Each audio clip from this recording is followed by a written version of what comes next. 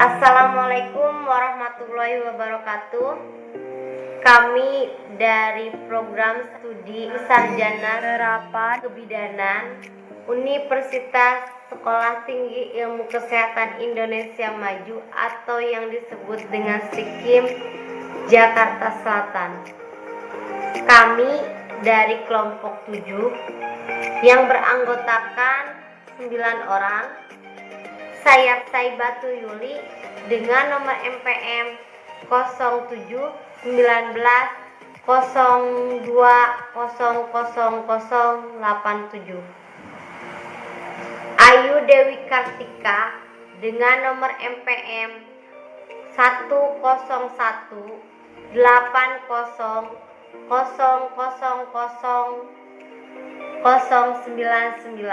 Eva Francisca dan Chunha nomor MPM 101 80 00095. Ikrami Rahma Welcome nomor MPM 101 80 00097. Maharani Putri Hazia nomor MPM 101 80 0000102. Merlina Farlina nomor MPM 07 200 200009.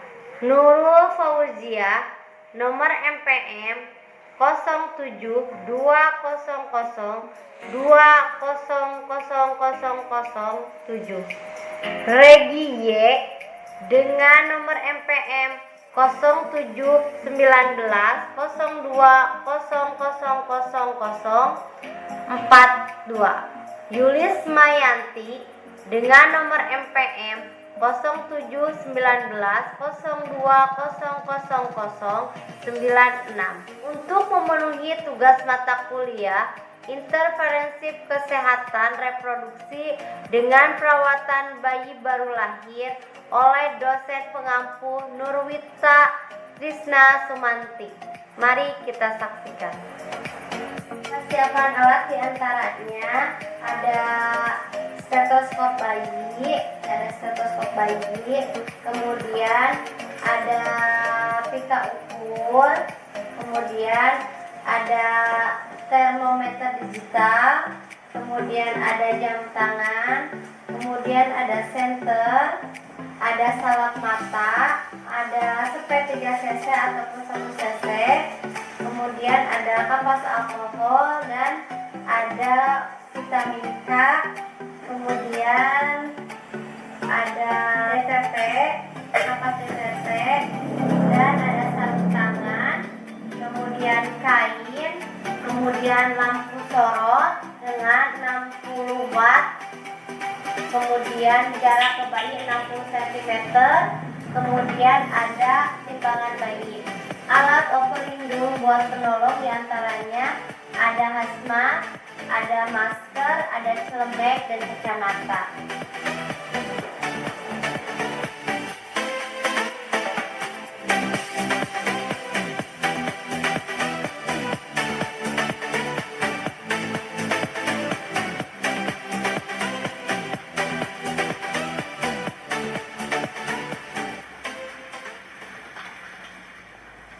Kemudian siapkan tempat yang datar, bersih, hangat, ada debu. Kemudian siapkan kain, letakkan kain. Sebelum melakukannya, terlebih dahulu cuci tangan di tempat air yang mengalir dan memakai sabun. Kemudian keringkan dengan kain yang kering atau handuk yang kering. Dengan cara 6 langkah cuci tangan.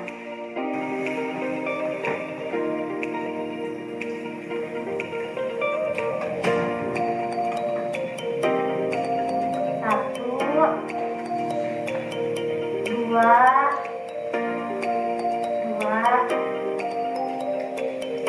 tiga, 4,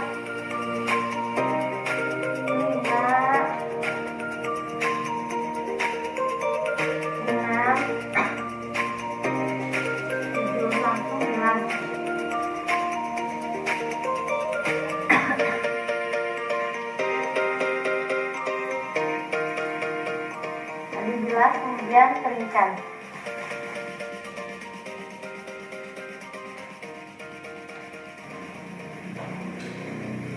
Sudah kering, maka lakukan pemakaian sanitizer. Assalamualaikum warahmatullahi wabarakatuh. Nama saya Merlin Farliana dari kelas 3C.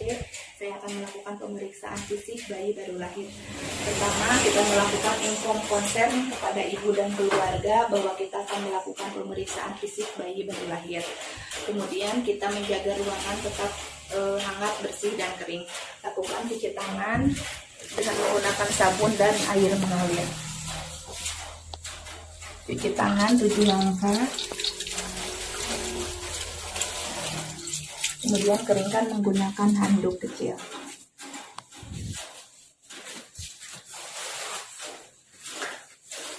Kemudian menggunakan sarung tangan bersih.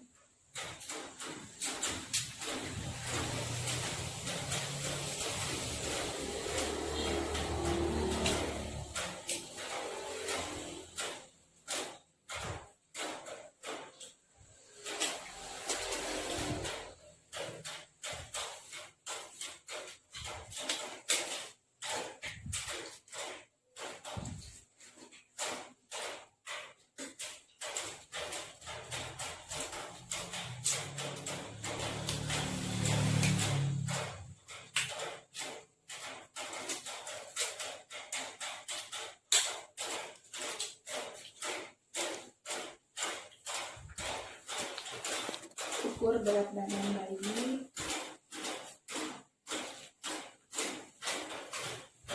Kemudian tinggi badan bayi.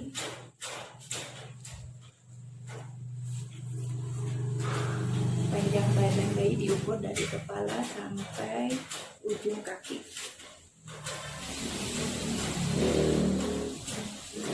Kemudian ukur lingkar kepala bayi. Ukur bagian lengan atas bayi. Kemudian kita mengukur tanda-tanda vital bayi, mulai dari suhu, pernapasan,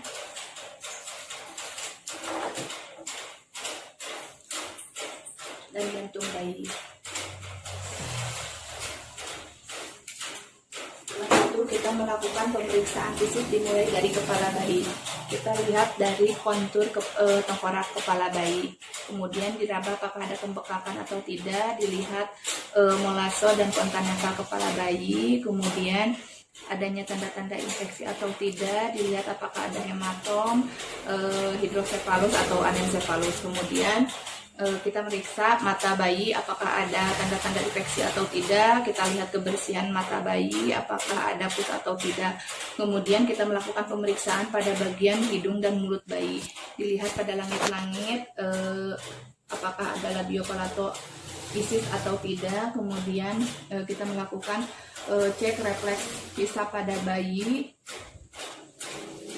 Setelah itu kita melakukan pemeriksaan pada leher bayi, apakah ada benjolan atau tidak, simetris atau tidak.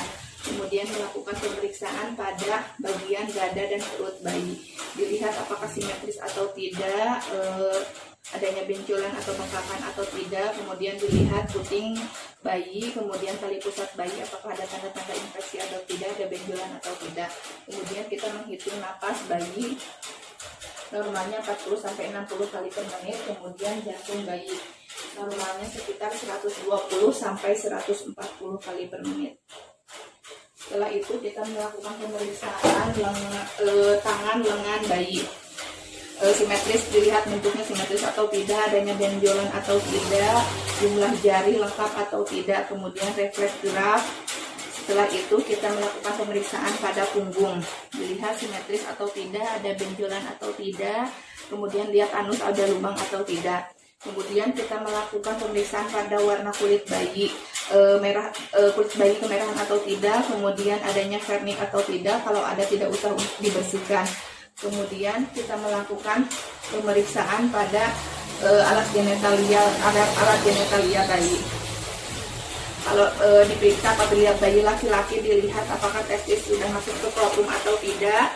Kemudian adanya lubang pada penis atau tidak. Apabila pada genitalia anak perempuan dilihat apakah ada uretra atau tidak, kemudian dilihat labia minora dan labia mayora pada bayi. Setelah itu kita melakukan apakah ada tanda-tanda lahir atau tidak pada bayi. Setelah itu lakukan pemeriksaan pada kaki dan tungkai bayi, simetris atau tidak, ada benjolan atau tidak, jumlah jari kaki lengkap atau tidak. Kemudian kita melakukan refleks moro pada bayi dengan mendekap bayi atau dengan suara keras. Demikian pemeriksaan pada bayi. Wabillahi taufiq wal hidayah. Assalamualaikum warahmatullahi wabarakatuh. Pernapasan,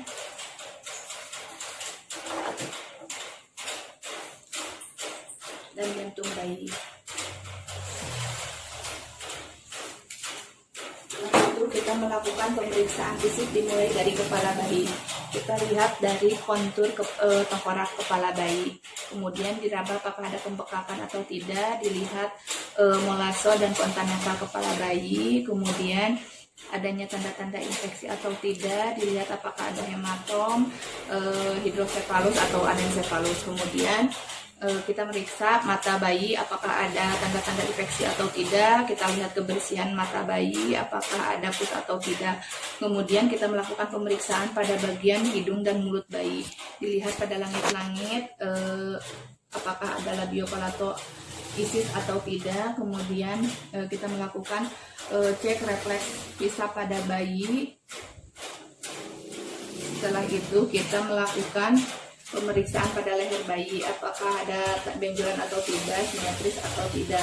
Kemudian melakukan pemeriksaan pada bagian dada dan perut bayi.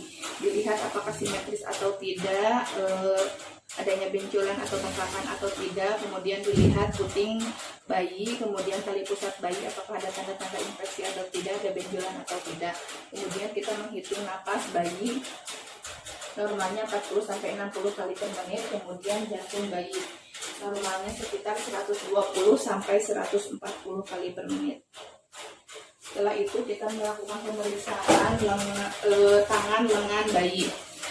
Simetris, dilihat bentuknya simetris atau tidak, adanya benjolan atau tidak, jumlah jari lengkap atau tidak. Kemudian refleks gerak. Setelah itu kita melakukan pemeriksaan pada punggung. Dilihat simetris atau tidak, ada benjolan atau tidak. Kemudian lihat anus ada lubang atau tidak. Kemudian kita melakukan pemeriksaan pada warna kulit bayi, kulit bayi kemerahan atau tidak. Kemudian adanya vernik atau tidak, kalau ada tidak lubang atau tidak. Kemudian kita melakukan pemeriksaan pada warna kulit bayi, kulit bayi kemerahan atau tidak. Kemudian adanya vernik atau tidak, kalau ada tidak usah dibersihkan. Kemudian kita melakukan pemeriksaan pada alat genitalia bayi. Kalau diperiksa apabila bayi laki-laki dilihat apakah testis sudah masuk ke scrotum atau tidak. Kemudian adanya lubang pada penis atau tidak. Apabila pada genitalia anak perempuan dilihat apakah ada uretra atau tidak. Kemudian dilihat labia minora dan labia mayora pada bayi. Setelah itu kita melakukan apakah ada tanda-tanda lahir atau tidak pada bayi. Setelah itu lakukan pemeriksaan pada kaki dan tungkai bayi, simetris atau tidak, ada benjolan atau tidak, jumlah jari kaki lengkap atau tidak. Kemudian kita melakukan refleks moro pada bayi dengan mendekap bayi atau dengan suara keras. Nasib seri ya udah ya.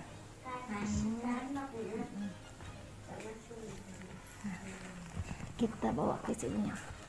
Dedenya sehat ya. Nanti kalau di rumah misalkan ada gerakan atau keping hidung, misalkannya ngembang, terus pernapasannya cepat, lebih dari 40-60 kali per menit atau kurang, berarti itu termasuk tanda bahaya pada bayi.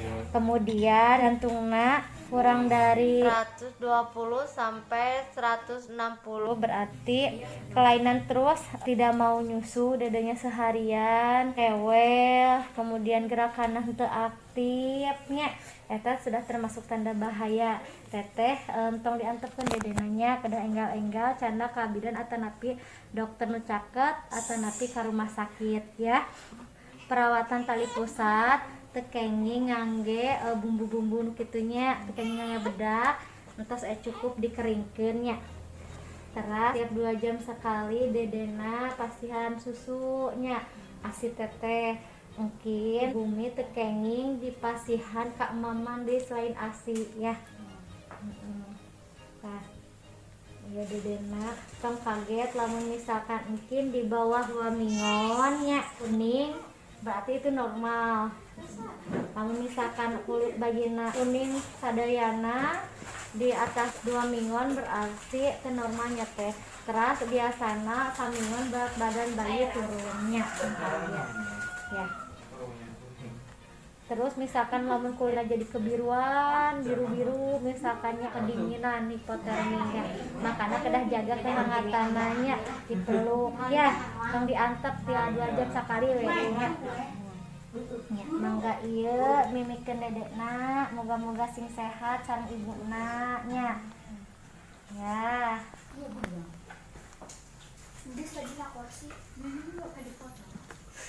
Mungkin itu saja asuhan bayi baru lahir. Mudah-mudahan bermanfaat. Cukup sekian. Wassalamualaikum warahmatullahi wabarakatuh.